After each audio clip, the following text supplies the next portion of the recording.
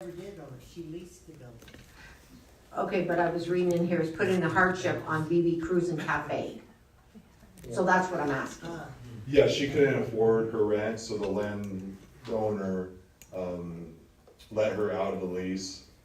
That wouldn't affect the variance, her, not the owner.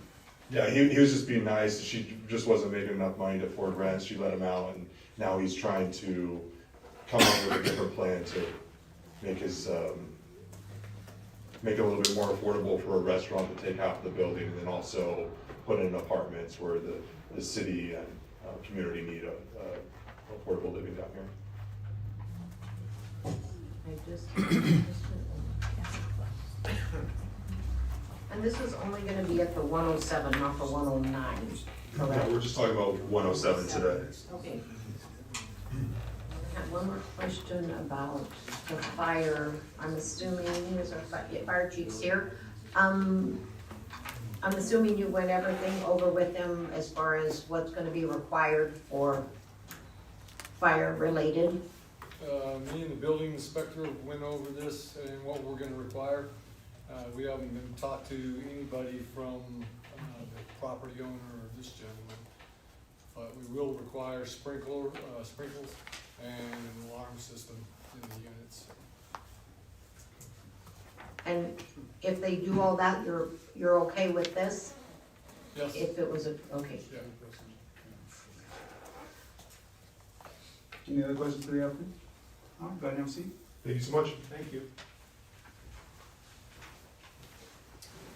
Any member of the public want to speak for this application? Anybody want to speak against the application? Anybody want to just talk about the application? All right, you're up again. If they have any last minute questions, or you have anything else you want to add after that long testimony section? No, sir. Anybody else have any questions for the applicant? Okay.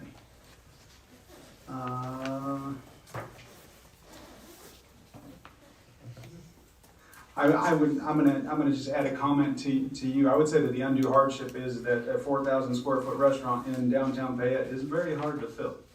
So with the idea of downtown revitalization, having a mixed use building is probably the best thing for our downtown. And that is the undue hardship that I see. And that was it. Thank you. One more question? How big were the apartments? 650 square feet? 650. And you couldn't do two of them? We're doing 3. Okay. That's, okay. Perfect. Thank you. That public hearing is closed. All right, at this time, citizens' comments. At this point, you can come talk to the council or myself about anything that is not on the agenda. Any citizens' comments today? No citizens' comments today. Moving on, approval of minutes. Mr. Mayor, I move we approve the regular meeting minutes of December 1st, 2025. Second. First and second to approve regular meeting minutes of December 1st, 2025. Any further discussion? Bobby? Approval of minutes, I believe, was a voice vote, not a roll call. I don't remember we do voice or roll calls on minutes. And then, under the authorizing the sewer refund, I believe we did that to be waived in lieu of a refund. Okay. And resolution on number 3, adjusting the sanitation fee rates, it was approved with the changes. And that was the date up above that it even talks about. That's it. Staff, how all those changes? Any further discussion? All in favor? Aye. Any opposed? Motion carries. All right, next on the agenda, approval of payables. Make a motion, Mr. Mayor, I make a motion to approve bills and payables, the amount of $360,014.70. $168. 68,000, yeah. I'll second. I have first and second to approve bill and payables in the amount of $368,014.70. Any further discussion? Mr. Mayor, can you explain the DCS? What the remote is for legislative? Assuming that's when they remote into their computers, but I'm not sure. For legislative, that's. What page are you? Number 8. Must be some kind of remote service where they're logging in, I don't know what else that would be. Is that where you had DCS pull emails out of the mayor of City Payette? And, yeah, we'll look into what exactly that $343 is. Okay.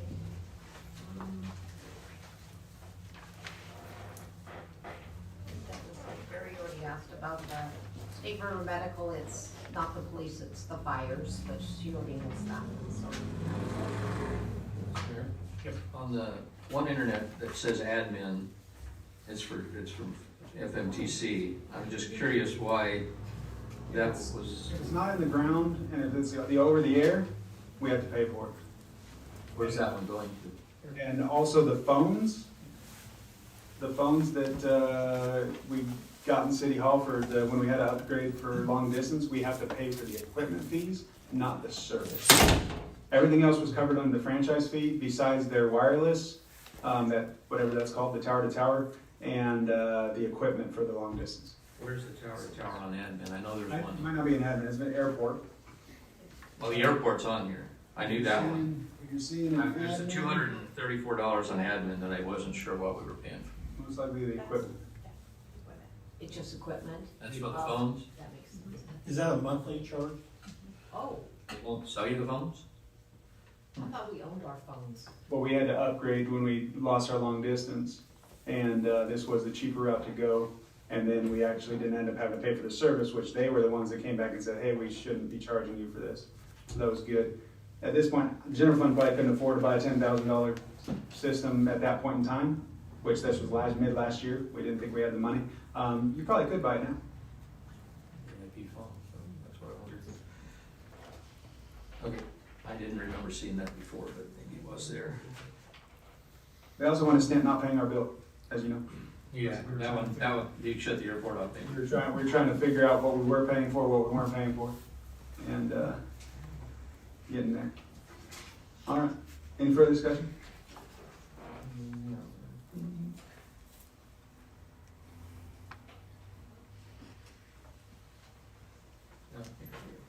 Clerk, please call the roll.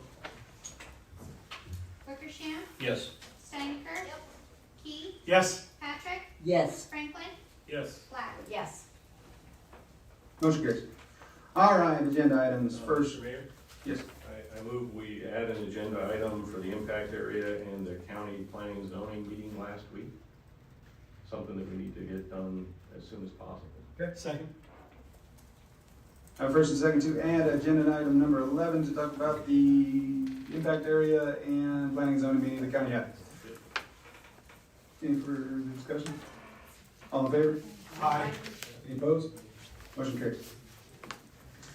All right, first agenda item, variance request by MB Accusations ID LLC to reduce square footage requirement at 107 North Main Street. Mr. Mayor, I agree with Mike that it doesn't fit the hardship definition. However, we set a precedence by doing this previously with Valley Family. And we shouldn't keep doing variances for something. We should change the code to fit it. So maybe we should approve this variance and then look at a code change that fits this definition. Did Valley Family do 650 square foot apartments though? So that's really not purview to the variance. The variance is talking about density, not about what kind of apartment they're doing. It's pure land use. I still can't get the math to work, so that's. Yeah, the square footage of the living space has nothing to do with it. It is pure density. How many living units you're going to put in it. And not only did we do it for Valley Family, we also did it for Trappers Perch. Trappers Perch. That is the 3-story apartment south of town. Mike? My memory of Valley Family was they did, because of the geography and where they're located, they were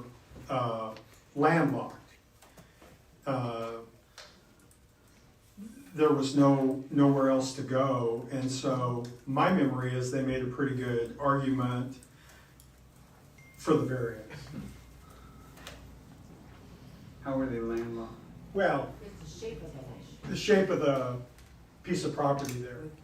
So you could say the same, you could say the same argument. Water or something coming through, I mean, you guys can, you need to view each one of them individually and then look at, you know, whether or not it fits the variance in this particular case.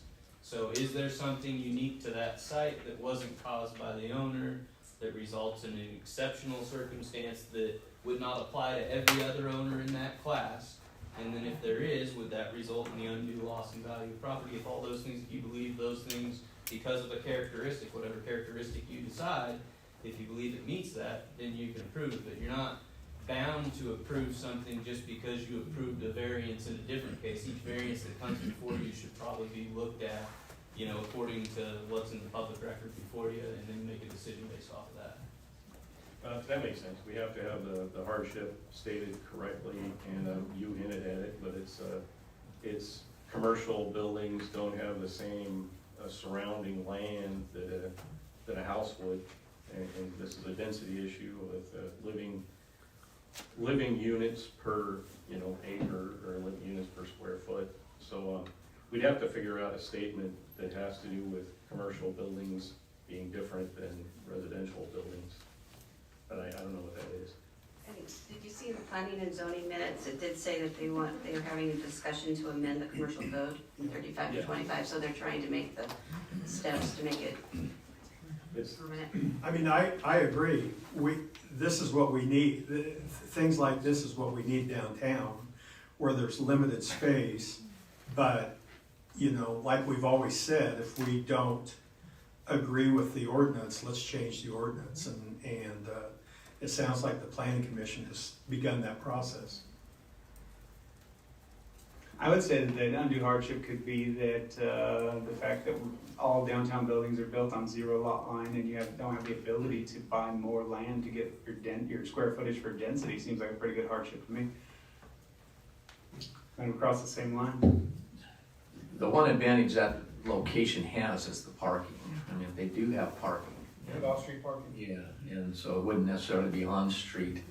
It's pretty small apartments, but on the other hand, like Daniel did say, a big restaurant going in there might be an issue, but I prefer we fix the ordinance at some point than to keep changing these things for every possibility. Variances all the time. The apartments would have to meet building code. Yeah. And, I mean, we're just, the variance is all about the living units per square footage, right? That's all it is. Yeah. And the other advantage that I see is the fact that you might possibly get someone to go into a restaurant at 2,000, a smaller area. Do we know what the hardship for the Valley Family Health was? The geography. Yeah. Shape of the lot. I don't remember Trapper's Perch. I don't Neither. remember talking about it. No, I still neither. I mean, I gotta admit, Daniel kind of changed my mind on this, and you know, that is a hardship. They are limited. Yeah, I was a solid no, and I hate to admit it. Daniel kind of got me thinking. I'd be definitely concerned if it was a parking, because we have parking issues even on the other apartments where we put those apartments in, they have to park out on the streets or somewhere else, but this one actually has parking. Mr. Mayor, I move we approve the variance request by MB Accusations, is that right? I second it. And also ask the Planning and Zoning Commission for a recommendation on the updated code. First and second to approve the variance for MB Accusations ID LLC. Any further discussion? Yeah, I think it's important that we, and Evan says this all the time, I think it's important that we point out what the hardship is and make it clear. First, what's your hardship? You stated it better than I did. State it again, Mayor. Due to the zero lot line, buildability, and the inability to purchase more property, they need that You can go back to the recording and see what I said the first time, because it was probably more intelligent. Better on the fly than remembering. First and second, good with that? All right. Clerk, please call the roll. Snyder? Yes. Key? Yes. Patrick? Yes, Franklin? Yes. Black? Yes. Wickersham? Yes. Motion carries. Next on the agenda, Snake River Bridge, temporary occupancy letter. I'm just looking for the approval to sign for the temporary construction. Is that what this is, Brent? So we're authorizing you to sign the letter? Yeah, authorizing me to agree. Use of the property. Mr. Mayor, I move we authorize your signature for the temporary occupancy letter for the Snake River Bridge. Second. Got a first and second to authorize signature for the temporary occupancy for the Snake River Bridge. All in favor? Aye. Any opposed? Motion carries. Next on the agenda, Quest CPA fiscal year 25 audit. Mr. Falkins. Feel like we haven't seen you in a year. You're accurate on that. All right.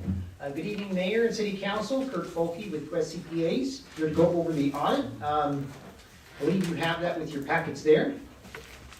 So audit did go well. Appreciate the finance team. I believe, yes, there they are. Appreciate their work on getting us the books and records and having those in good shape for the audit. Getting us to that in a timely manner. I think audit oftentimes is in January, so we're a little bit quicker this year. So appreciate them being able to get that done.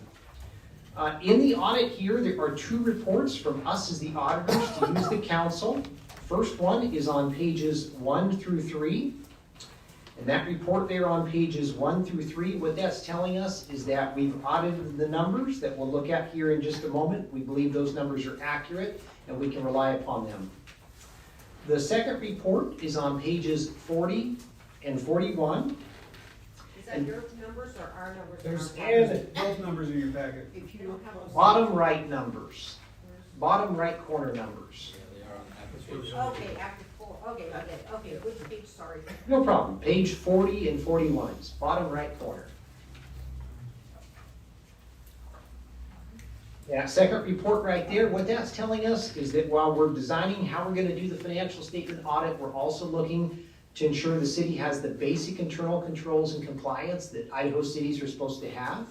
And we noticed that you don't have those, we report findings. So these are things like, are you doing the budgetary process? Are you keeping your council minutes? Are you reconciling your bank statements? Are you reviewing those? Are you keeping supporting documentation for your expenditures and things like that? Again, if we notice you're not doing those, we report findings.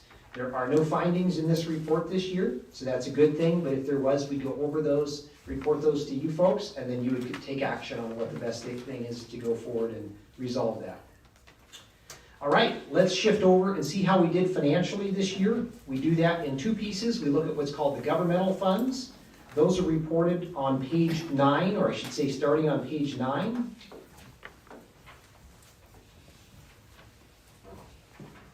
And again, the governmental funds, those are the ones that we basically, we levy property taxes, we get intergovernmental revenues and things like that to finance how we basically provide those services. And there on page 9, those are what they call the major governmental funds, and they show the revenues at the top, expenditures in the center. And the third number from the bottom, that thing that's called the net change in fund balance, that tells us whether we had a positive or negative year in each of those funds. And then the very bottom figure is the other number I'm going to kind of hone in on, and that's our ending fund balance or carryover. Main theme is our governmental funds are doing better. Okay, a year ago, we talked about this, they were kind of struggling, and this year they're starting to recover and do better, so that's a good thing. And we'll just kind of breeze across those, make sense of both the increase or decrease as well as the ending fund balance. So left column, third figure from the bottom is the general fund. You'll see that third figure from the bottom is a positive $176,649, reflecting the general fund increase this last year by that amount. And that puts the ending fund balance at the bottom, $881,545. Okay, so that's where we're at as of September 30th, 2025. Still very, very light. for the general fund, considering our budget in that fund's about $3.6 million. It's about a 3-month operating reserve. That was my question, because last year was a 2 month. Yeah, exactly. So we're going the right direction, but we still want to move that up towards the 6-month mark. Now, the reason it needs to be up towards the 6-month mark is because if you look at the very top figure in that left column, taxes, penalties, and interest, that's the primary revenue source that we have in the general fund, is it comes from property taxes. And for the most part, they come in twice a year. We receive them in January and in July. And we want to be able to make it safely from funding payment to funding payment. So that's why we want to have a 6-month reserve, is to be able to make it from funding payment to funding payment. Secondly, we want the general fund to be self-sufficient. We don't want the general fund to be able to have to borrow funds from primarily the enterprise funds during the low cash months. Because if the enterprise funds ever get low, what happens? Well, it gets real ugly real quick. So anyway, the good news, general fund's doing better, but we still obviously need to continue to work to do our best to get that up as quick as we can. So next fund over, Street and Parks Fund. You'll see that one had a good increase this year, $478,082. And the ending fund balance down there, $2,190,066. That's really strong. That fund right there has got about an 18-month operating reserve right now. That fund can go anywhere from a really, really low of about 3 months. It can manage just its basic operations at about a 3-month reserve, and it can go up to a couple years depending on what kind of projects and matches you're saving up for. So we're kind of at the higher end right now, which is great. Always better to have more than less, right? So that one's doing good. Debt service fund right there next to your right, or to the right, I should say. That one had a small increase, $1,646, and the bottom ending fund balance, $73,379. That's about a 12-month operating reserve, little more than a 12-month operating reserve, and that's what we're looking for in that fund. You just want to make sure you have enough to pay next year's bond payments out of there, and you do. So you're in great shape there. Last fund on the right, Capital Improvements Fund. Right there, had a little bit of a net increase this year, $84,650, and then the ending fund balance, $397,024 right there. That's a capital reserve. There's no operations paid out of that fund, so that's just money you have sitting in that fund, and you're saving it up for different projects going forward. If we shift real quickly back to page 38, we can see your smaller governmental funds. And just get a quick recap of those. Again, page 38.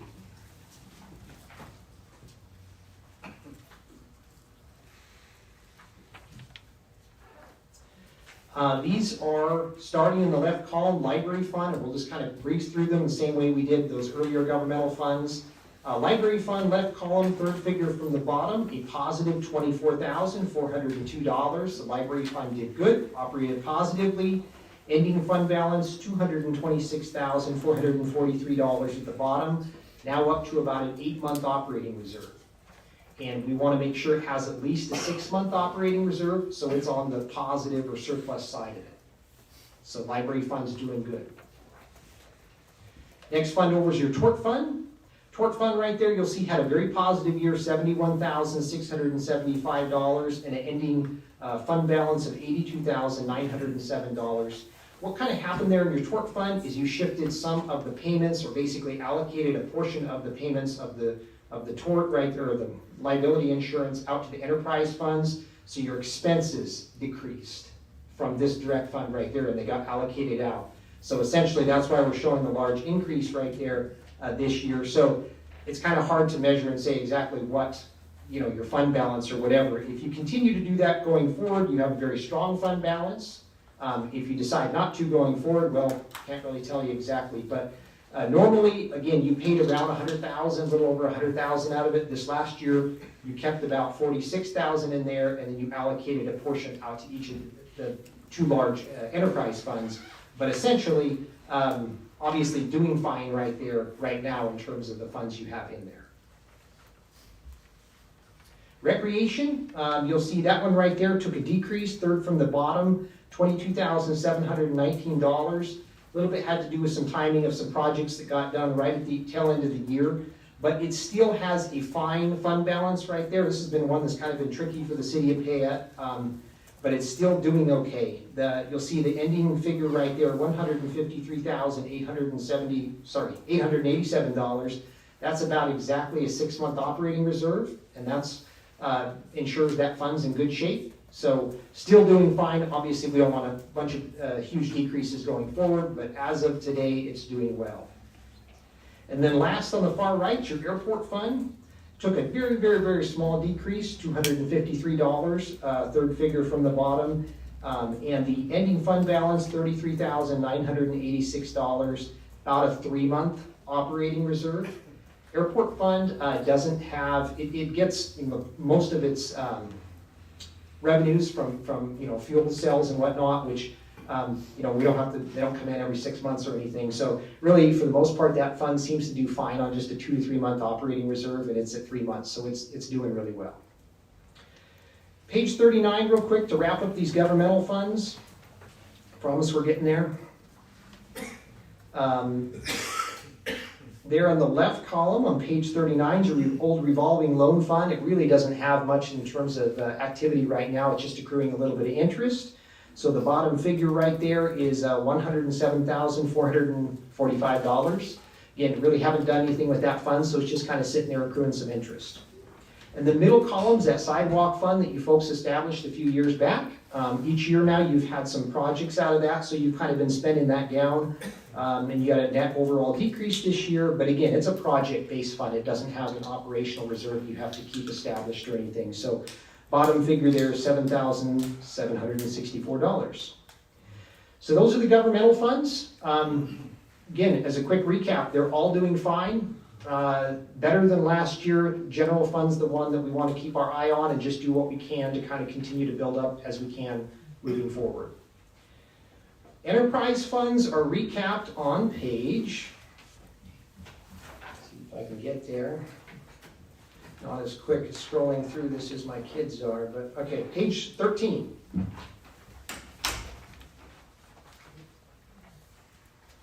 There on page 13, these are the 3 enterprise funds your city has, the water in the left column, then sewer fund, and the sanitation fund. The format of this page is a little bit different than the governmental funds because these funds are on what's called the full accrual basis of accounting, which is a little bit different. It's got depreciation expense factored in and things like that. But we still want to look at that third figure from the bottom called change in net position to determine whether we're having a positive or negative year and if we're able to cover all of our expenses. And you'll see definitely is the case. Water fund did really well, $801,083 increase. Sewer fund, $1,011,065 increase.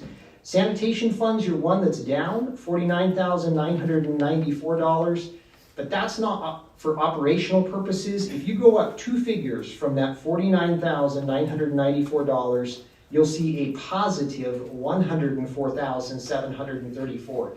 That's how that fund actually operated. What you did is you went ahead and transferred out the one figure that's right in between that 104,000 and that 49,000, you transferred that out, and you normally do transfer some money out, you just transferred a little bit more than normal. And that's what changed your overall increase or decrease from a positive to a negative.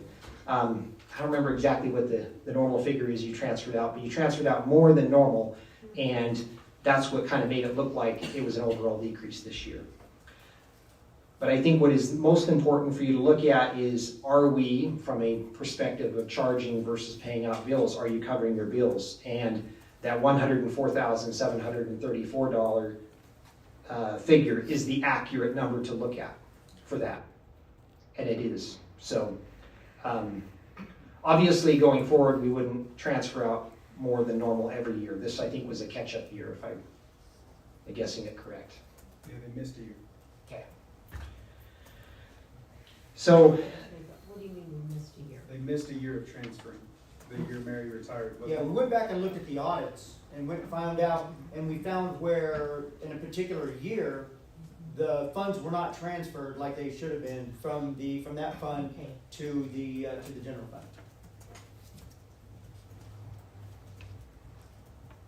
The one other thing I think is worth taking a quick look at in these enterprise funds, because I believe you have an item on your agenda relating to reserves and possibly looking at the water bond payment and whatnot, is kind of where's your cash reserves? Because these enterprise funds get really confusing quick. The bottom figure on each of these columns, water, sewer, and sanitation, that is not cash in the bank. It includes cash in the bank, but it's cash in the bank and your investment in all the system. So all the water system, sewer system, all the infrastructure. So to get that breakdown, you have to go back one page to page 12.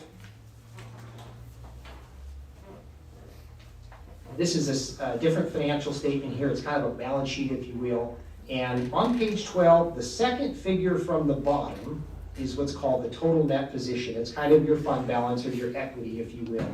Those are the same figures that we were looking at on page 13, but it gives you the breakdown of what those reserve figures were.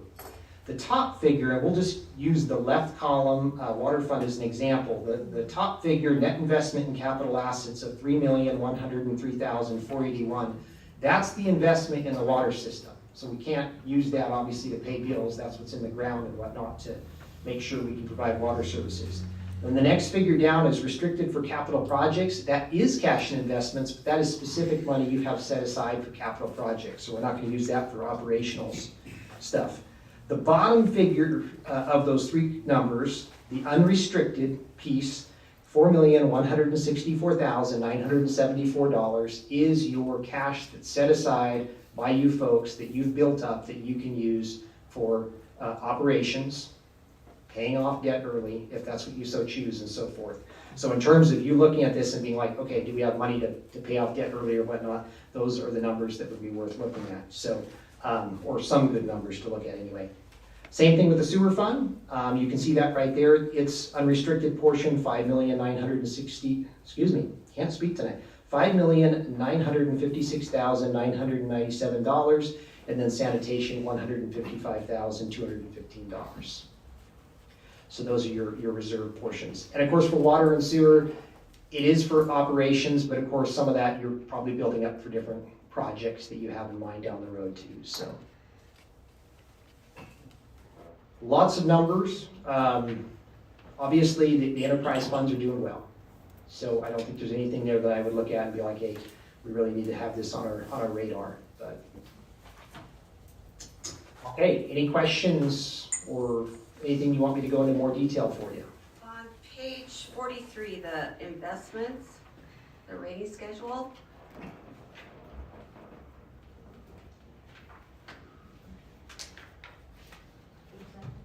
On page 43.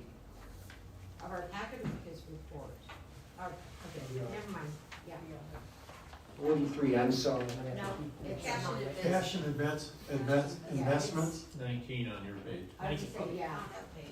Yeah, I wrote them down. That's smart.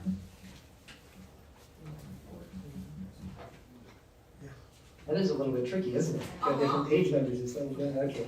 Yeah, sorry, go ahead. Well, so the AAA is a new one, so I just was wondering about that. I mean, it sounds like it's a good thing, AAA. Oh, yes. Okay, so that's the rating. So what that is that is the, so you folks went out for your water system and you borrowed some short-term money to basically be able to do that water project. And what Zions did is it took that money, it didn't give that money to you. Instead, what it did is it went and put it in its own escrow account. And it invested those monies in the short term, in some short-term securities. And those short-term securities were government securities. And it earned interest, which is good, behind the scenes. But what that is telling you is it's telling you, that disclosure note, it's telling you what those securities are, which were U.S. government securities, and then that specific note you're talking about right there, it's telling you how those are rated according to a Moody's rating schedule, which is AAA is obviously the best you can get, right? So that $362,626 at September 30th was what you hadn't spent from the $2.1 million, and it was still invested in U.S. government securities and was rated AAA. So, Awesome. Thank you. yeah, you bet.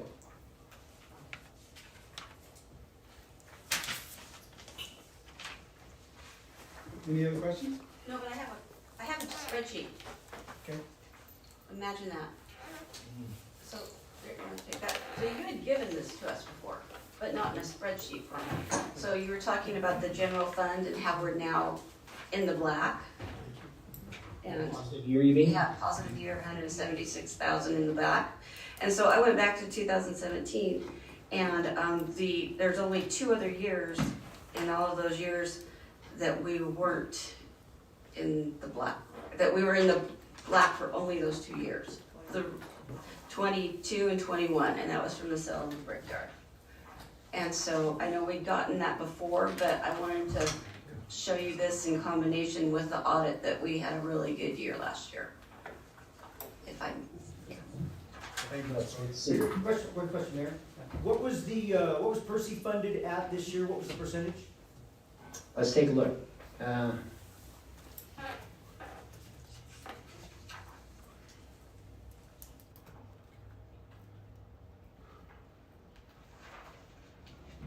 Employee or employer or what? Oh, I'm sorry, the whole plan. Yeah, okay, different question. I was thinking you were talking contribution rates. 90.89%. Thank you. Yeah, almost 91%. Any other questions for Mr. Bolton?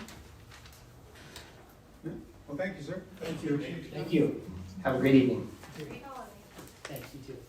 Merry Christmas. All right.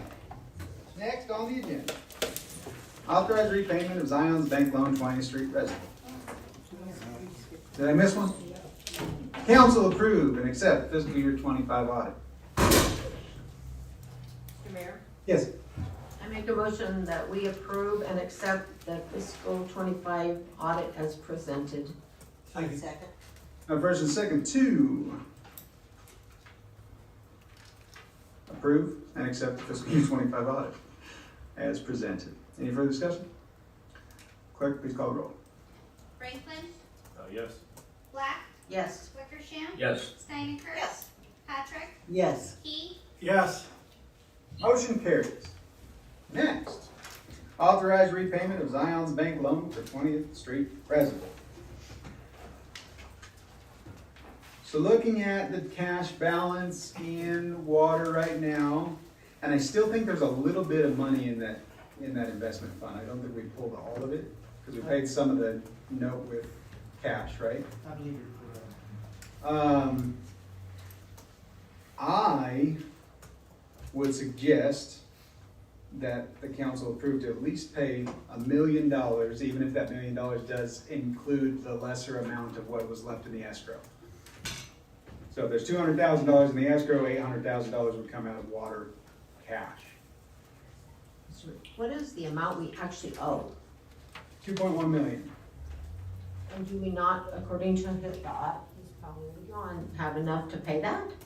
Well, it's in the LGIP though. If we did not, without taking money out of the LGIP, we can only afford to pay $1 million. The LGIP is currently still outperforming the interest loan. So it's drawing more interest than we're paying on the loan. Okay.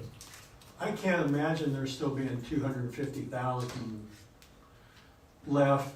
If there was 300 and some at the end of September, we've had a couple of good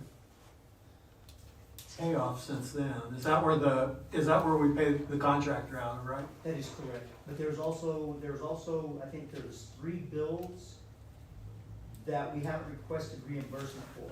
Oh, How much were those? What kind of dollars? That I would have to get, we'd have to look at those. There's probably over 280,000. Yeah, I think it was right at, I think it's right at 300,000, but give you an exact number, but I think it's right at 300,000. We didn't ask for reimbursement on those in, October to turn right around, and if the council decided to take that same money and pay it back. And because that money's still gaining interest in that fund, right? The cash that we have on hand doesn't gain as good interest as we have invested or in this. So So are you proposing $1 million plus the 3 or 3 I don't think we plus should, the 7? I think we should go $1 million less whatever's left over in that fund, in the Zion's escrow. Yeah. Because, so if it is 800,000, that'll leave water with a little bit better cash reserve, than drawing it down too hard. Because they said they have right at $1 million in cash right now. What kind of interest difference, what are we making between the two of them? Are we just breaking even, or is it? We're making like, One on LGIP, and I think it's just, what, 3.9 on Zion's. What will, I think I know the answer to this, but what will paying down $1 million do for us? we won't have that 3.9 interest on Except for the other $1 million, right? it, except the other million. We'll reduce the interest by $1 million. Yeah. You know what I'm saying? Interest on the money by $1 million, which ought to be a pretty good sum. And something that I would even recommend this council do is probably in July and August, take another look and see where you sit financially, and see what happens. Now, I've gone back and I've looked at the numbers as to how they compared to last year. Last year, the month of January, the water department made about 80-something thousand. In the month of February, they were down about 130,000. Then they started picking up, but it's very, you have to be visual because, and I've explained this to the department head. If there is a mild year and people don't buy a lot of water, you need to be looking at that constantly. And so, like I said, come July and August, see where you sit. What kind of funds are they sitting on?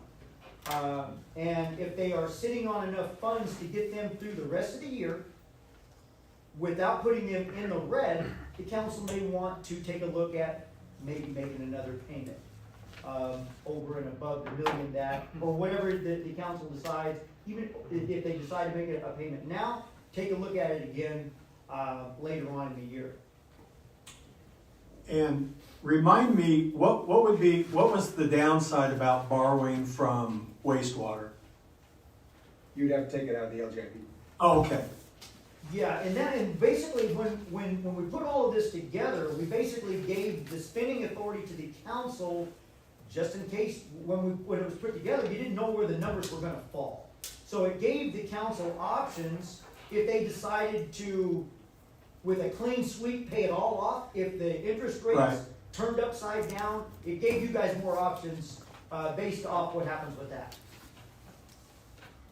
How often do those interest rates fluctuate on us, do we know? In about I would say about the last 24 months, interest rates on the LGIP has gone down, I would say probably 3/4 of a point. And the Zion's fixed, or is it? It was fixed. Yeah, I suspect to see interest rates drop again. Well, I would make a motion that we pay down the Zion's construction loan, or is that what we call it? Construction loan, by $1 million,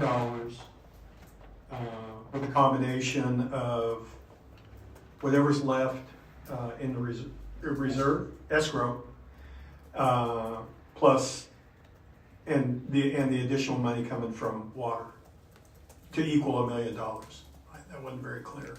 Yeah, Okay. No, Second. so just for clarity, sorry, So if we have $300,000 left in escrow, then we need to find another $700,000 from water.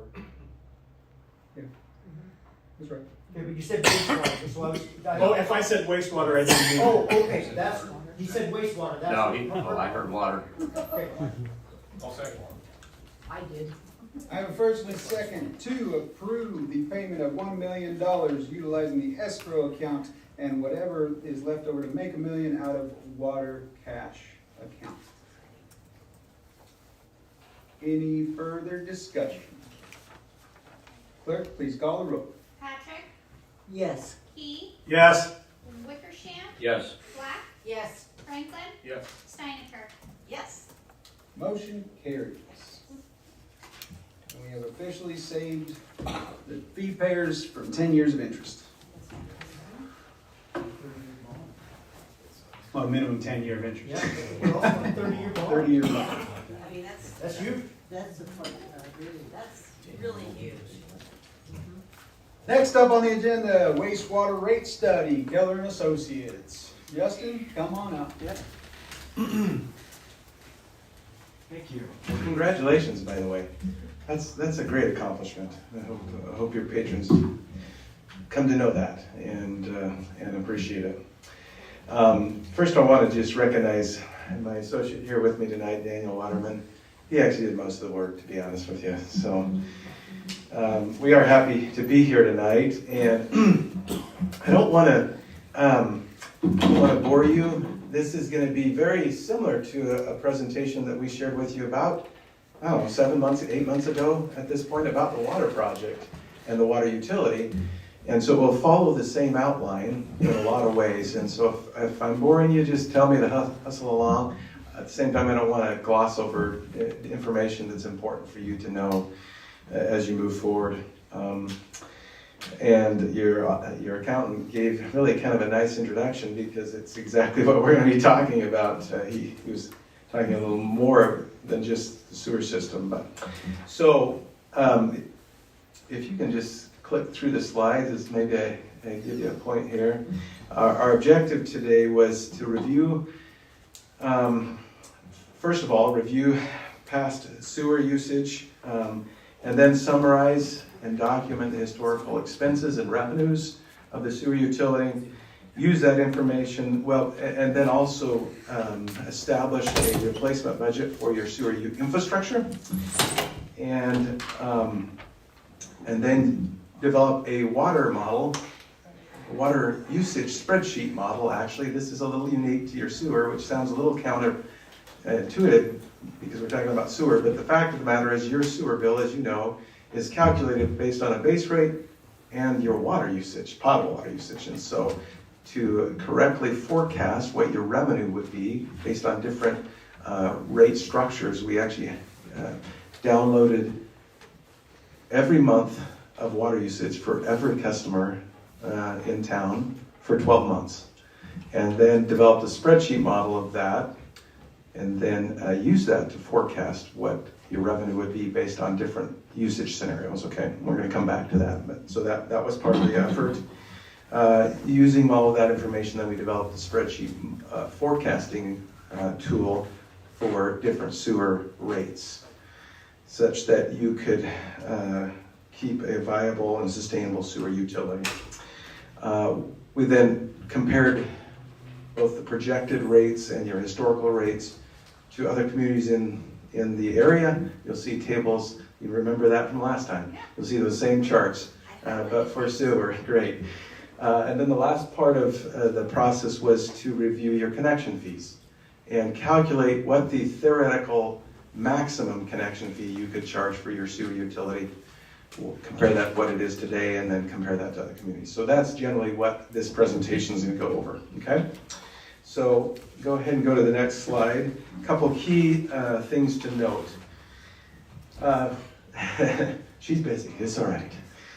One of them is that the rate study focused on residential usage, okay? And that's because 99% of your connections are residential. So it didn't develop different rate structures for your commercial and industrial users. We assume those would remain the same. We also want to clarify, we made recommendations to adjustments for your overall sewer bill, not necessarily whether you should change your base rate or your consumptive rate, okay? And as we talked about already, your sewer bill's calculated based on a base rate plus a consumptive rate on your water monthly usage, all right? And then we used financial data from your great accountant, actually, to do all of this, and then water usage from the city. And as I said, we got 12 months of data for every one of your customers to do that.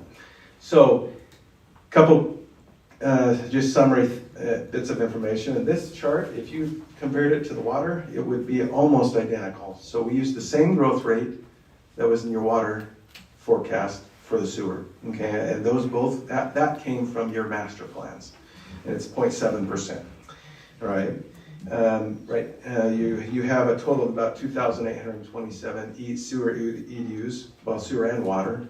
And then you actually have a few more, about another 150 or so sewer only connections, okay? So those are accounted for in this analysis. All right, go ahead and keep going. Just, again, some fun facts here. Your average daily sewer flows per person is about 83 gallons per day. And then per household is about 220 gallons per day. I'm sure that's, you're just bits of information you always want to carry around with you. People ask you that all the time. Of course, the Seneca Cannery makes up essentially all of your industrial flows. That's which is about 9% of your wastewater flows, okay? And as I said, about 99% of your connections are 3/4 inch meters, both commercial and residential, okay? So what should user rates cover? Well, they should cover operation and maintenance costs. They need to cover debt service, which you do have a small debt on your wastewater utility. And they should cover replacement of your infrastructure, because you can't guarantee that you're going to keep growing. And if you don't, you still have to be able to maintain, operate, and replace your system, okay? So user rates should cover those things. So keep going here. Excuse me. Here's a summary, a chart of your historical 5 years worth of revenue and expenses for your sewer utility. You've seen about a 4.5% increase in your expenses over the last 5 years, average. You can see a pretty dramatic increase in your sewer revenue, and that's primarily because of the rate increases that you have implemented, which have been very effective in their intended purpose. You heard a report from your accountant. I'm sorry, I don't know your name. Maybe he's already gone. But he's already gone. He referenced the fact that you had a little over $1 million surplus in your sewer fund in 2024, which is shown here as well. And so that's really a great situation for your sewer utility. It hasn't always been that way. So again, stop me if you ever have any questions. There's a lot of information, there's a lot of data. Happy to stop and talk about any of it. The long and short is you're in a great situation from a sewer standpoint. Okay, but on your page 5, Back on page 5? I'm under the graph. So it's the key observations. Oh, key observations. Okay. And so the bottom one says that the depreciation and replacement budgets, and the current amount does not cover an ideal replacement budget. And so my question that you don't have to answer right now is, how do we fix that? Is that what this is? Yeah, we're gonna get there. Okay. So the short answer, Councilwoman, is the theoretical replacement budget. Like if money was not an issue and you could raise your rates as much as you wanted, in a perfect world, you would generate $4 million to replace the infrastructure. That would be ideal, okay? I don't know any community that actually does that 100%, and many communities are working towards that over time, but that would be ideal, okay? And so until you get to $4 million, which I think is greater than your overall, it's more than your overall budget, and until you get to that point, theoretically, you aren't quite setting aside enough money to meet an ideal replacement budget. You're doing much better than most any community, but can I elaborate on that you a betcha. bit for you as well? Please. One of the things that we were planning on doing, had it not been for budgeting the repayment of the construction loan, there will absolutely be a line item in water and wastewater for depreciation. Awesome. going forward. The only reason it's not in the 26 fiscal year is because you have $1 million in the wastewater for that loan, if so needed, and you got 2.1 million in the water. So if you're running a deficit already, you can't earmark any funds.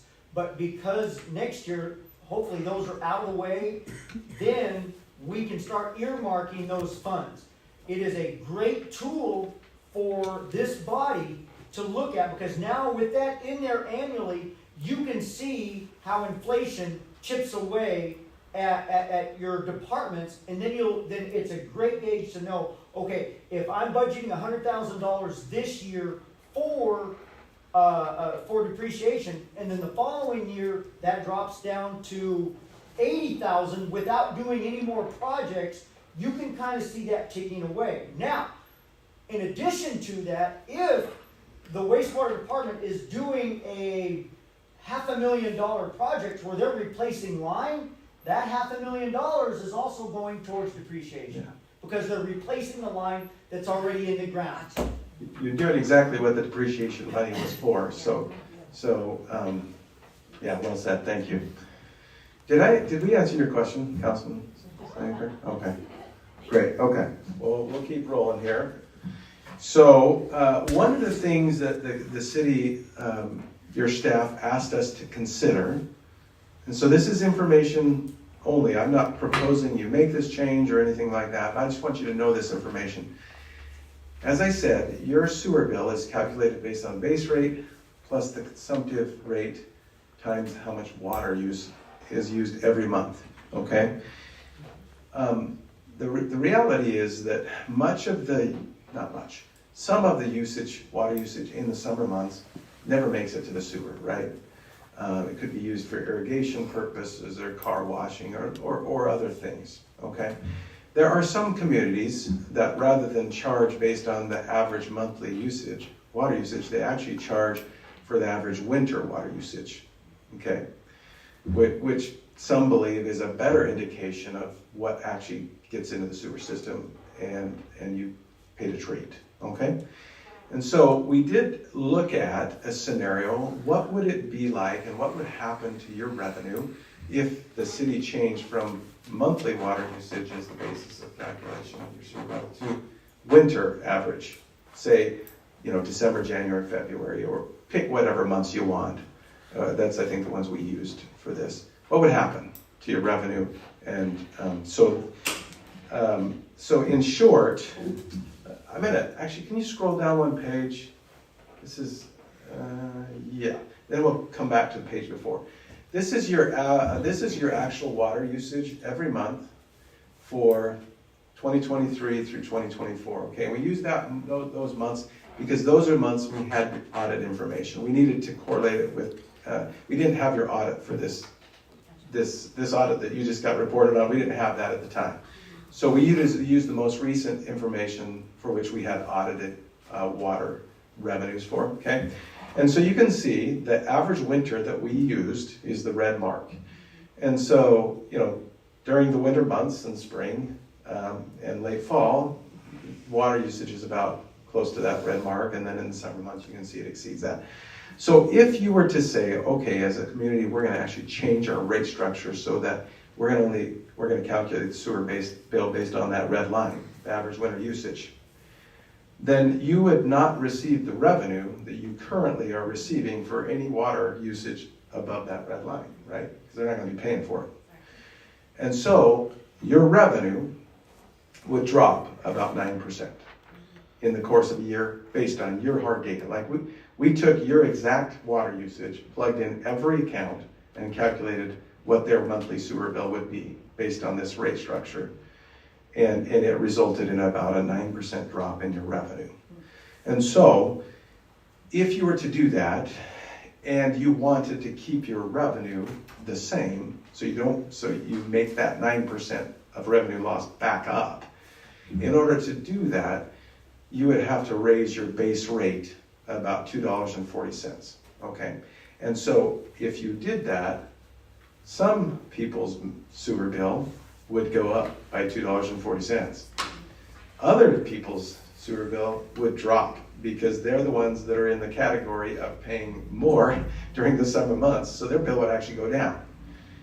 The average bill would stay the same, because we're not intending to generate more revenue, we're just trying to generate the same amount of revenue. And so it'd just be simply shifting some bills. Some people's bills will go down, some people's bills will go up if you were to do this. That's one way to, again, transition to a winter water usage based calculation and still keep your revenue the same. So, yeah. I don't know who had their hand up first. The only thing that bothers me, well, so this is 1 year of data. It's 1 year of data. And, I mean, I would guess that September is some kind of outlier. It's really hot. Well, is it hotter than August? It is. You make a good point. And January is a little January, puzzling, you know, right? it's gonna be- We so, noticed that right out of the gate. I would hate to base a $2.40 increase on 1 year of data. Okay. Just me. The majority of cities that do what you were talking about don't have an irrigation system in their town. I did a lot of them, and they don't have an irrigation system. One of the reasons that Payette has stayed with this is because it encourages you to hook to water, or to irrigation, because if you go out there and use the city water to irrigate, you are not gonna like it, so we encourage you to hook up to the irrigation. So that's one of the reasons that we've been that way for Yeah. Great point. Again, I wasn't suggesting that you do this. It was just something that your city folks asked us to consider and at least run the numbers so you have the information. So to caveat off that though is, yes, there's irrigation in the city of Payette, but there is not irrigation to every house in the city of Payette because it was not a requirement in the early days of the Payette planning. But about 99%, there are a lot of. There's quite a few houses that don't have it. Like the subdivisions up there, they've either got wells or they're doing. Well, they're required now. By our requirement, they're required to have irrigation. But in people that buy a 1910 house in Old Town Payette, there are a lot of them that do not have irrigation available. Like you can't even get to them because of what happened in the past. So when you have ordinances that say we want you to keep your grass maintained, we want you to not have weeds, we want you to have a nice yard, but if you don't have irrigation, we're going to hit you with those sewer fees. That's where I say, does it really make sense? We're requiring you to have a nice yard, but if you don't have irrigation, we're going to give you a $270 water bill in July. The other side of that is the people that can get it say, hey, if I'm not gonna pay anymore, I'm gonna use city water because it doesn't plug up my sprinklers and do other things, so I'm not gonna hook up irrigation. So there's a two-edged sword there. But that's why the city has always done this, is because we wanted to encourage everybody that could get irrigation to get irrigation. But in that case, you raise your water rates because what you're doing is you're selling them water, and now you're charging them saying your water's going down the sewer because we assume everything that comes out of your tap goes down the sewer, but they're using it on their yard. So that argument, you're selling it twice to stop them from using the city water? Because you're charging them for sewer that's not going down the sewer. The whole point of sewer rates, yeah, but the whole point of sewer rates is because that's where the water is treated. They're paying for that water to be treated to go back to the river. That's where that being said it's used as a deterrent for people to irrigate their lawns. Doesn't really make sense because they're paying for the water. If they irrigate their lawns, the water system is going to be flushed with water because they bought the water. That the water they're using in their house is going down the sewer, and then not the water they're using for irrigation. That's the theory behind it. Right, so the theory of a base... Water goes up, and they assume that's going down the sewer. But that's where the assumption on a winter usage is this is the average uses of the household through the winter. They're not washing their car, they're not irrigating their lawn. Washing their car is probably a big one, watering their plants outside.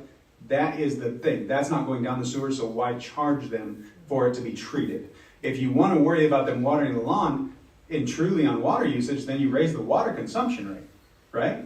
That makes people use less water if their water costs money. Right now, the city, in my opinion, is double dipping. You know, there's a whole lot of cities that would disagree with you because I've watched it over and over, and this is the preferred method in 99% of the cities, and I don't want to. Well, it's a great greedy method. Absolutely. Any further discussion on this particular topic? Again, this was kind of a sidebar, It's good information. a sidebar analysis, and it wanted to give you the information to make a decision. How many cities are currently using this? I mean, an average. When you say this, The do you mean winter. the winter? I know the city of Weiser uses winter average. The majority of cities that don't have irrigation use winter averages, because otherwise Yeah. it's really unfair. It really is probably split depending on whether they have a separate irrigation lot or not.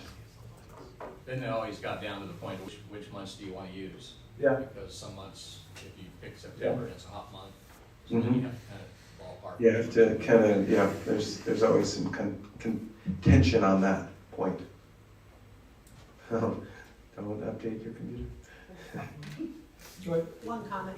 We've always told people, don't water your yard with that because we don't want you to use our drinking water for that. So hook up to irrigation or look into a Sandpoint well so that you're not using our water for that purpose. Great point, right? Because it's Sandpoint wells are illegal.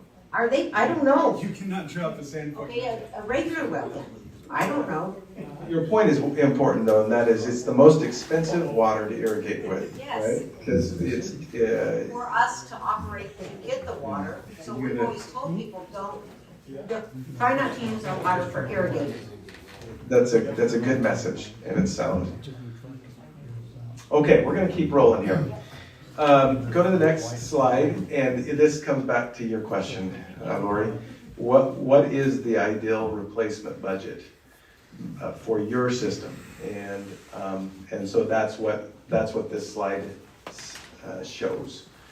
It's kind of a big number, I know, but the reality is you have a lot of infrastructure, and that infrastructure is really expensive and has a lot of value. So that's that. And there's a lot of details behind that, but that's the summary. And so that plugs in. Go ahead and keep going. So we took, again, all your historical information and that ideal annual replacement budget and developed this sewer rate forecast.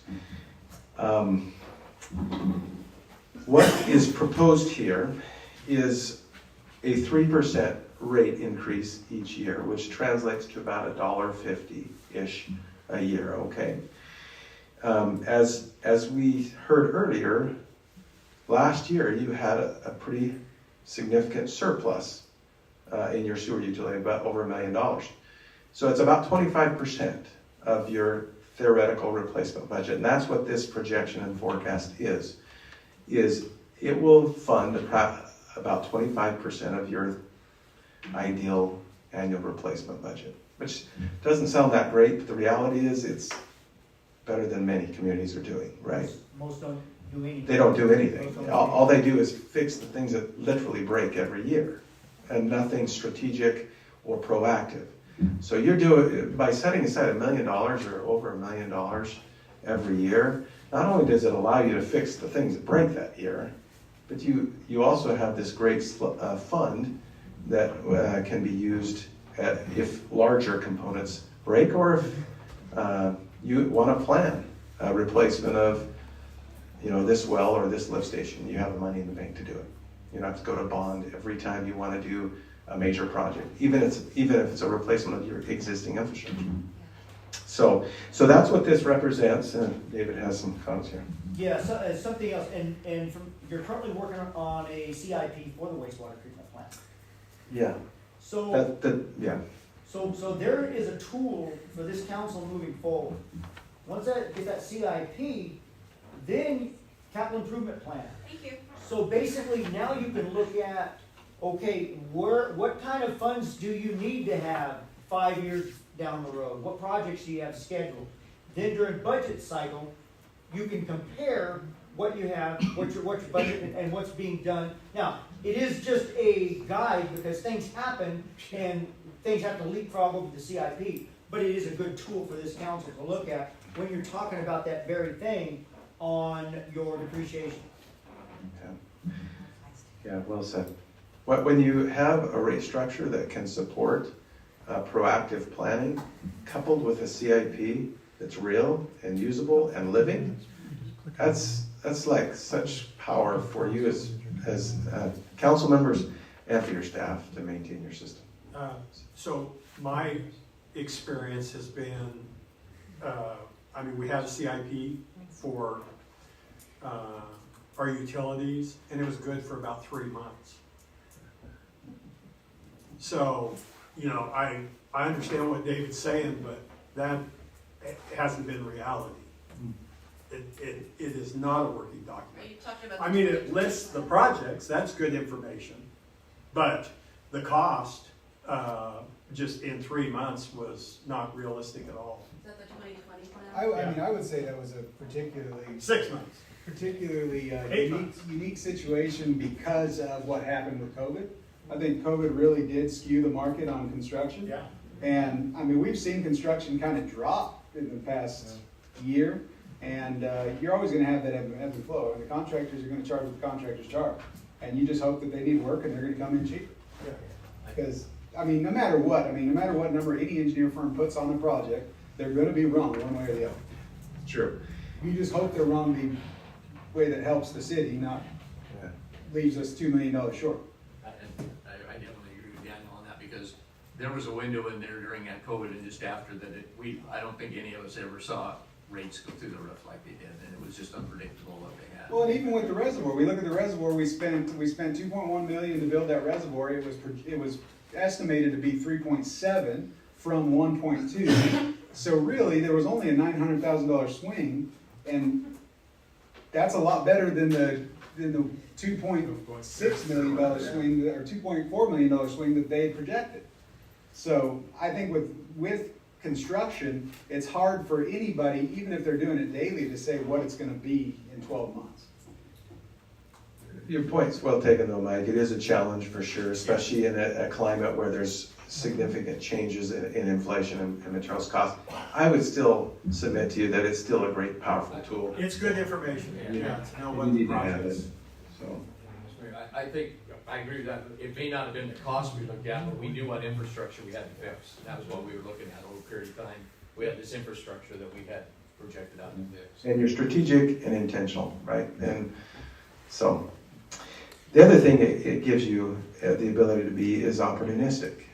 If you have a replacement budget of $1 million or two, whatever the number is sitting in a fund, all of a sudden you can capitalize on some grants that require a local match, right? And you can really take advantage of, especially if you have a CIP, because nobody's gonna give you money unless you have a CIP, they just won't, and a plan. Right. But when you have those two things and money in the bank, man, then you can really capture opportunities, grant and funding opportunities. So, I think we can move ahead here, Sarah. This table is a little small all the way over there, but yeah, keep going. I hope it goes down. Yep, you can't see those. But I can't see those. I have one question. Oh, I'm sorry, sure. To ask. What has our increase been the last 3 years? Did you look at that? Increase in what? Revenues, expenses, what? Bills. Expenses. Yeah. Yeah. I can't say the last 3 years. I can say in the last. What we've charged our customers, how much have we raised the rate? Oh, okay. I think that's back, go back up a couple pages there. We list what your actual, actually, I can just tell you what your average bill is. We know that. I'm just not sure if I know it if it's on this. That's okay. That's all right. It's gone up every year, right, for the last 3 years. Let's see if I. Page 3. I think it's 86 in 2020. I'm not seeing that, but Sarah, do you happen to know that off the top of your head? No. Was that, Sarah, down a little bit, was that a? Oh, yeah, I think I just found it too, right? Yeah. Yeah, this is, it is, it's just the average monthly, so. That's okay. I don't want to get hung up on that. I couldn't remember. What I could tell you is on page 3, it gives you the average bill change Right. That doesn't tell you what the base rate was, because that's what changed, but it gives you a pretty good approximation of what that was, so, the change in each year. I don't know if that, yeah, we certainly can look it up. Yeah, no, that's fine. Okay, so again, this table, sorry, if you can scroll back down to the chart, the bar chart, if you look at the city of Payette, you're certainly on the lower scale of rates, right? And the existing average monthly bill is about $46. Again, we're suggesting you raise it by 3%, gets it close to $47.50, $47.40. That said, you're still well in the bottom half of sewer bills, average sewer bills. So. I was just curious on this comparison, because it's got cities all over. Why is not Weiser in this? Or am I missing it? Oh, it's a good question. I don't know. And then we've got, I'm happy to. we've got people on the opposite, obviously you probably have a hard time getting the post to us that probably doesn't matter as much with the building, so. We'll throw Weiser on. I thought we did. But I don't know why Weiser's not on there. Where this came from, it actually came from AIC. Association of Idaho Cities did a survey of, all the communities. And so that's what the data came from. And whether or not, I don't know why we didn't include Weiser. We can certainly get that. Kind of jumped out at me because It's right next to you. Yeah. Yeah. I'll look that up. We'll add that one. Thank you. All right, so that's the rates. Any final questions before we pivot to the connection fees, which is a shorter conversation? Okay. Oh, wait. Yeah, you bet. On your page 9, Is that the report of this document? Yes. Okay. Yeah, great. It said that, and we're down to, for residential EDUs, it's noted a larger increase in the base rate will produce a more reliable and predictable increase, but it'll create a bigger financial burden on fixed income users such as seniors. Yeah. So I put a frowny face by that. Yeah. So again, remember, we're suggesting and we're recommending an adjustment to the average bill. We didn't explicitly say you should raise your base rate or your consumptive rate. That said, we just tried to provide you some guidance that if you raise the base rate, right, it's, as it says, it's a much more reliable income. It's going to come whether they use 1 gallon of water or 7,000 gallons of water that month. So it's reliable, but it doesn't incentivize water conservation, and it probably, I don't know if it penalizes the right word. That might be a strong word, but people that use less water, right, are getting less value for that $1.50 that it went up. So, great question. Any other questions? Okay. Oh yeah, great. You found that. Since 2021, rates for sewer only have increased $13.83. That was including the 3-step scale that you guys did based on HECO's rate step. Right. And it was a percentage each year, right? Yeah. It wasn't a fixed though. It wasn't a fixed one because we went from 1738 to 21.75 to 2636 to 31. So it probably was a percentage because those numbers aren't real even numbers, right? It's not like you went up $4 this year and that. But. Okay, so as a quick recap on the sewer connection fee, we used an equity buy-in philosophy, which is consistent with some of the state rulings that have been made in the Supreme Court. We developed a 2025 depreciated replacement cost for all your sewer infrastructure, okay? And then we also quantified the service capacity of your major components of the sewer system. And then you simply divide the depreciated 2025 replacement cost of the infrastructure, discounted by debt, by the service capacity. And that's the maximum connection fee you can charge a new customer. Theoretically, the philosophy is you can't charge a new customer any more than the value that your existing customers have, right? Or they claim it's unfair, both ways.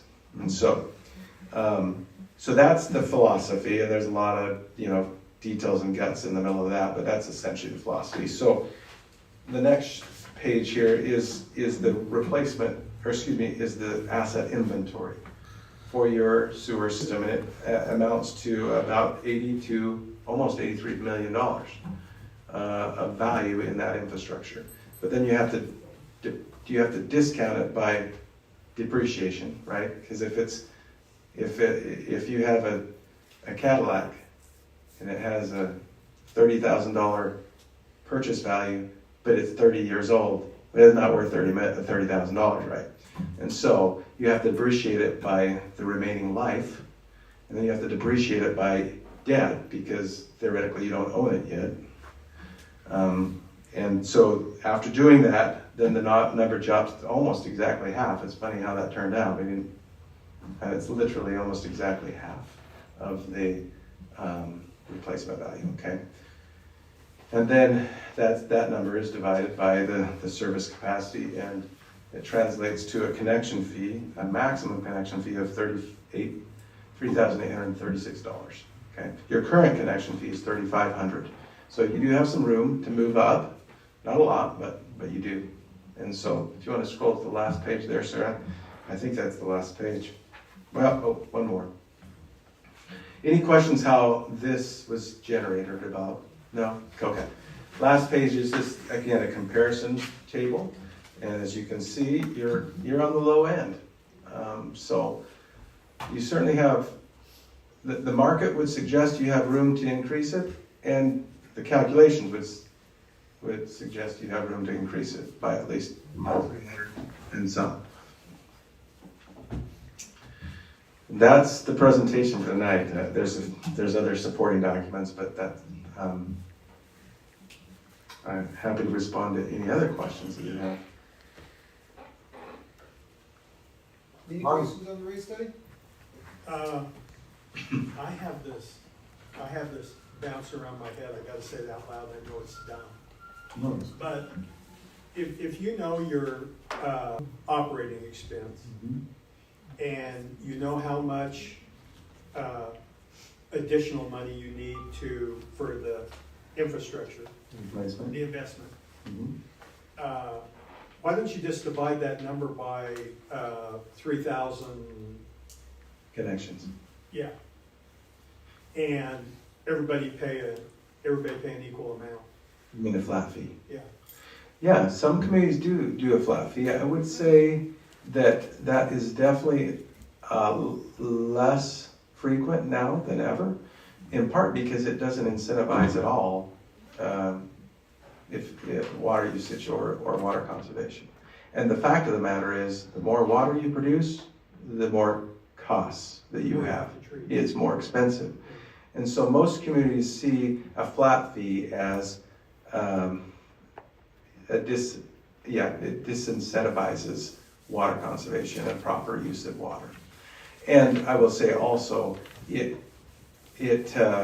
lowers your chance of getting grant and loan funds from federal and state funding, because they don't like to see that. They incentivize and rate people higher, or give points for communities that have a rate structure that is based on water usage. It's interesting because I've seen both sides where they have multiple steps. If you use over 4,000 gallons, your rate goes up. You use over 6, it goes up. And I've seen the other side, they encourage that high water user and they give him a break. I never did understand that piece of it, but most cities actually used to charge higher rates based on where you crossed over. Yeah, multiple tier water structure. Yeah, it happens regularly. It's more complicated and it's more challenging for people to understand, but it's done frequently, right? A tiered water usage structure. All to discourage. Yeah. Yeah. Thank you.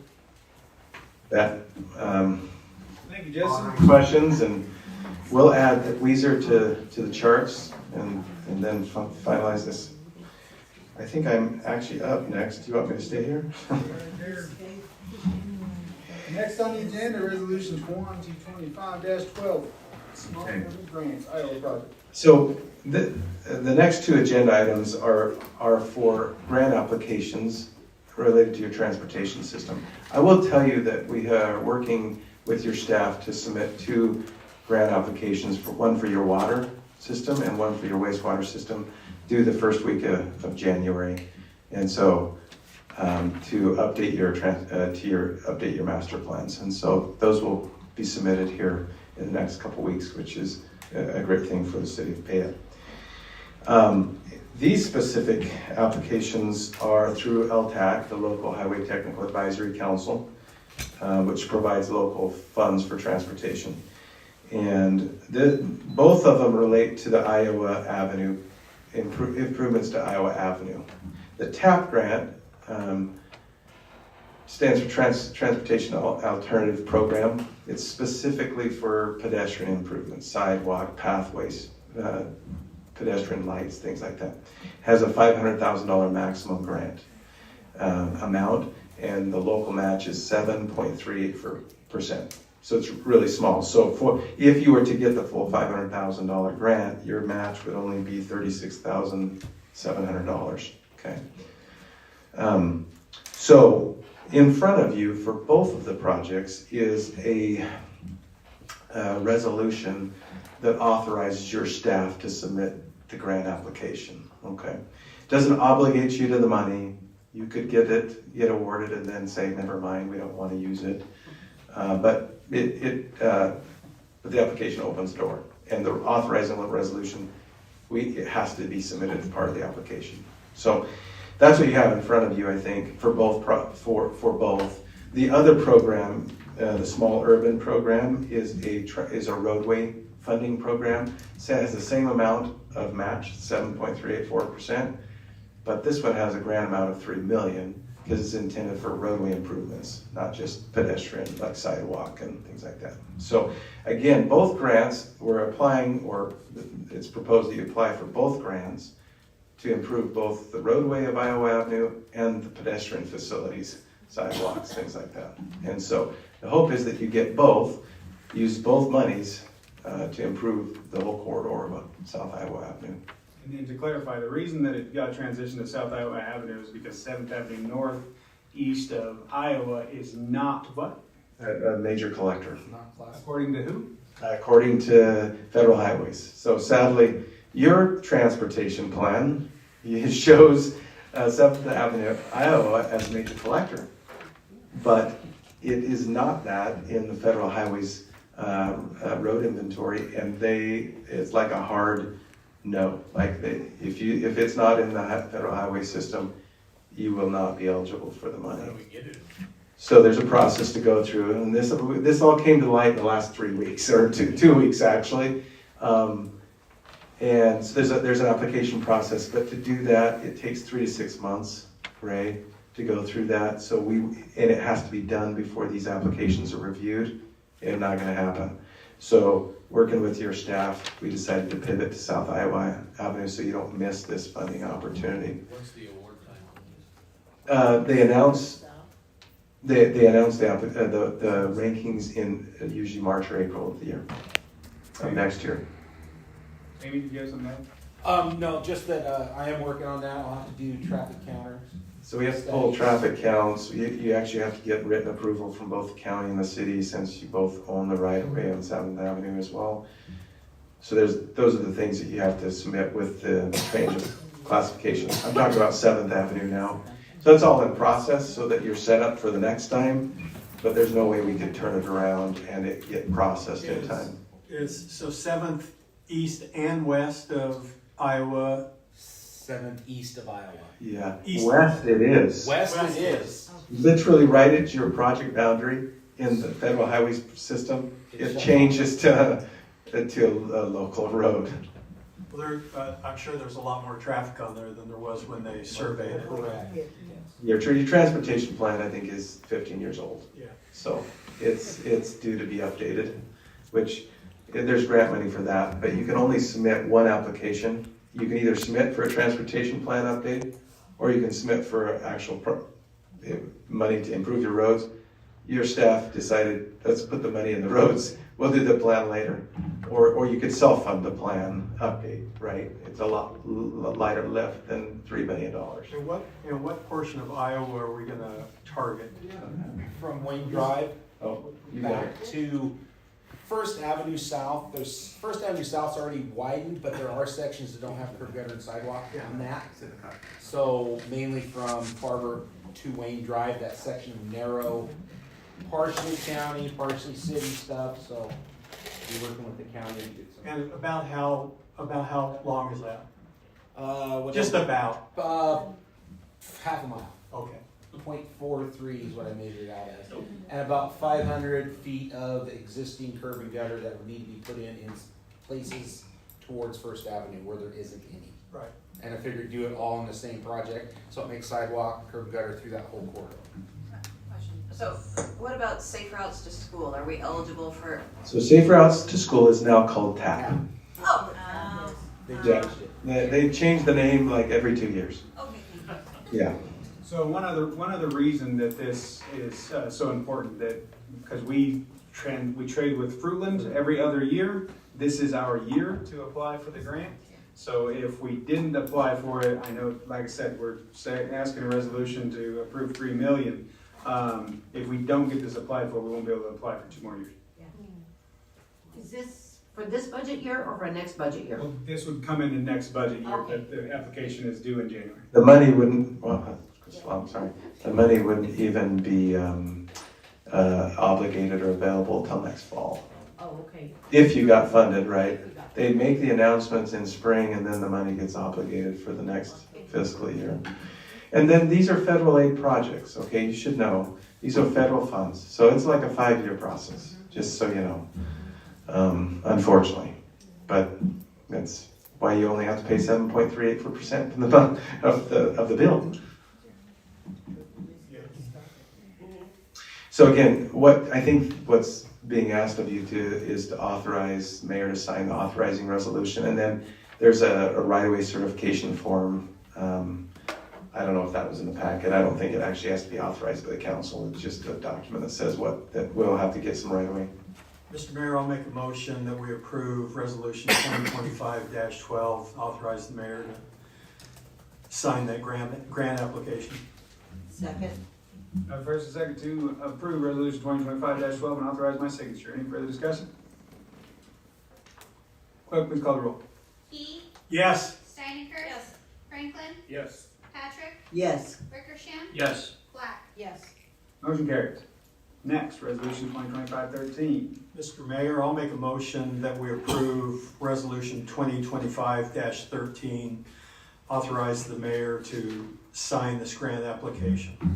Second? First and second to approve resolution 2025-13 and approve my signature. Any further discussion? Clerk, please call the roll. Patrick, Yes. Black, Yes. Steinecker. Yes. Franklin, Yes. Wickersham. Yes. Key. Yes. Motion carries. Thank you, sir. Thank you for the opportunity of serving you. So again, 4 different grant applications will go in the first week of January. 2 for water, wastewater, 2 for transportation. Thank you. Thank you. Next on the agenda, Mr. Franklin, discussion on 2025 legislative summit. This is yours, right? Yeah, I attended the legislative summit at AIC. It's the legislation that they're working on. I included the agenda and some notes on what the presentations were all about. I'm sure that you could ask me a bunch of detailed questions that I won't be able to answer. But You didn't take notes? I gave you my notes. I thought those were good notes. They are, I appreciate that. But it's legislation, it's really, it's very tedious and there's a lot of detail to it. But there was some exciting stuff, like they were trying to make the state health plan available to municipalities, and that'd be huge for us. Yeah. And Did they have a timeline on that? Is that on this legislation that they're doing? currently working on legislation to make that happen. It has to do with the definition of a municipality as a political entity, which is really, I couldn't tell you what the detail is on that, but they gotta change the definition so that municipalities fit.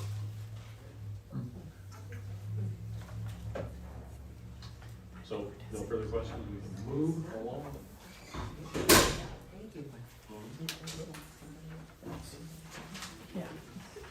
Next, discussion regarding tenants at airport receiving gas discounts 20 cents per gallon. Mr. Fraser, you still here? Sir, yes, sir. Come on. You want me to talk about it, or Yeah. you guys want to talk first?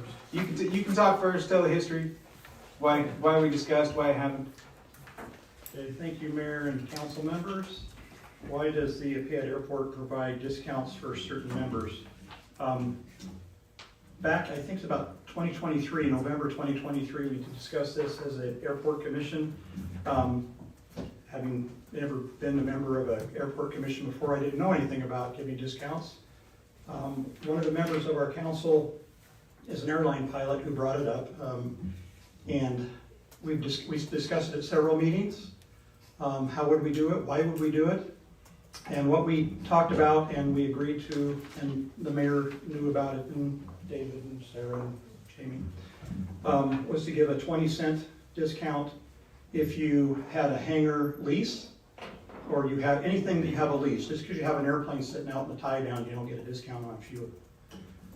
Back in the day when we had fly-ins, we would give a small discount, 10 or 15 cents if you fly in and buy a hamburger. It's easy to do with the QT pod program. It has to use the same credit card. And so, I did some research. The laundry list in Idaho is too long, but Boise provides them, Western Aircraft and Jackson Jet. Nampa provides them, Driggs, Idaho Falls, Sun Valley, Twin Falls, Coeur d'Alene. Weiser provides a discount if you pay cash. They actually have somebody there that can take it. Council provides a discount. Emmett provides a discount. And so, why would they provide a discount? What do they provide it on? Most of them will provide a discount if you're a member of the, I'm going to do some acronyms. The IAA is the Idaho Aviation Association. Most pilots, especially in this area towards the backcountry, it's mainly a backcountry maintenance group. They give discounts for that. AOPA is an Aircraft Owner and Pilot Association. Most pilots are a member of that because we also have insurance. If something happens to us, our wives get a check. There's also, so I don't have to buy insurance for me. I just member, and I get a hat every year. EAA is the Experimental Aircraft Association. They're the ones that put on AirVenture. It's the largest air show in the world. I suggest you go someday. It's in Oshkosh, Wisconsin. I've flown there in 2009. During that 1 week, it's the largest airport in the world. 10,000 aircraft fly in there from all over the world. Another discount that's provided that we don't is for those that have large volumes. If you come and you use that one card and you buy large volumes, they'll give a discount. Discounts range anywhere from what I found is 15 cents a gallon. The highest in Driggs is 75 cents a gallon. So that's how that happened. Our price right now for 100 low lead is $5.87 a gallon. Weiser's $5.65 a gallon. Caldwell, which used to fly they fly over to us to get fuel. They stay home now. It's $5.69 a gallon. Council's $5.36 a gallon. Boise's just under $6 a gallon. By the way, every Monday, the two vendors that we buy fuel from, and I just wait to who's the cheapest, they send me a deal every Monday afternoon. And right now, the one I got today was $4.10 a gallon. That's like 50, 60, 70 cents a gallon less. I don't know, we bought gas today at Maverick and paid like $2.85 a gallon, something like that. What did you pay for that fuel that we're selling at $5.87? What I paid for that was $4.65 a gallon. One thing that does not take into effect is two things. That's including shipping. They always send you the price of, here's what it is if you bought it at our store, here's what it is if we ship it to you from wherever. But I only want to know what is the cost to have it at my door. One other thing is we have in a 10,000 gallon tank and a 3,000 gallon tank, and then MoGas is a 2,000 gallon tank. But if I can buy 10,000 gallons at a time, you get a big break. That 10,000 gallon tank will only take, you can only get 80% of that. So I finally got them to agree, okay, if you'll buy 8,500 gallons from us, we'll give you the 10,000 gallon price. So every day, I go up and watch those things, and as soon as those 2 tanks go dry, I'm ordering 8,500 gallons. And I won't do it until then, because what they do is they will take